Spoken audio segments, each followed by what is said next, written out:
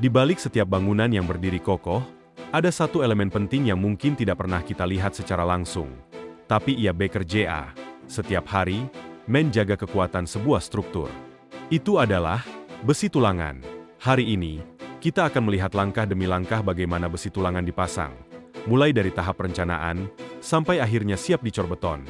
Dan meskipun terlihat sederhana, proses ini sebenarnya menentukan seberapa kuat bangunan bisa bertahan, bahkan puluhan tahun ke depan. Semua pekerjaan dimulai dari satu hal, gambar kerja. Engineer akan memeriksa ukuran besi, jarak antar batang, pola behel, hingga panjang penyaluran. Tahap ini sangat penting, karena kalau ada satu saja detail yang keliru, itu bisa berdampak langsung pada kekuatan struktur, dan di lapangan, kesalahan kecil seringkali menjadi masalah besar. Tahap berikutnya adalah mempersiapkan besi tulangan. Besi biasanya datang dalam panjang 12 meter dan setiap batang harus dipotong sesuai kebutuhan. Proses ini tidak bisa sembarangan.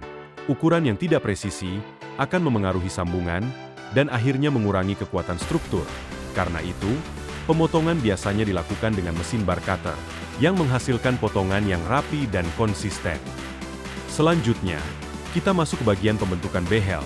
Behel ini ibarat ikat pinggang bagi tulangan. Fungsinya menjaga posisi tulangan utama agar tetap pada tempatnya dan menahan gaya geser.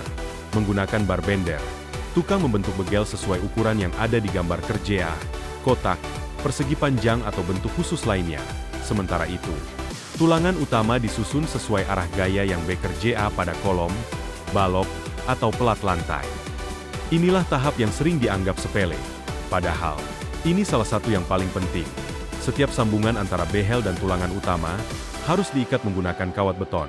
Teknik pengikatannya harus kuat, namun tetap rapi. Karena ketika beton nanti dicor, rangka ini akan menerima getaran, tekanan, dan dorongan dari semua arah jika tulangannya bergeser. Walaupun hanya sedikit, kekuatan struktur bisa berubah signifikan.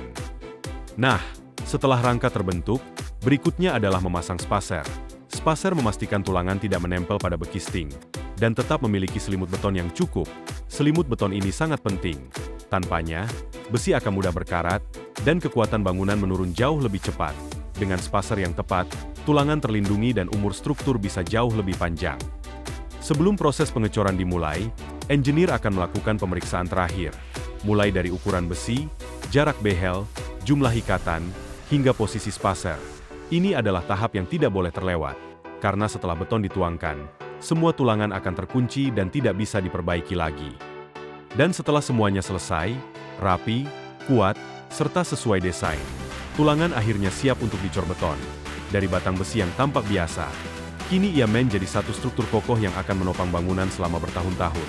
Inilah proses pemasangan besi tulangan, kerja yang penuh ketelitian, keterampilan dan tanggung jawab besar.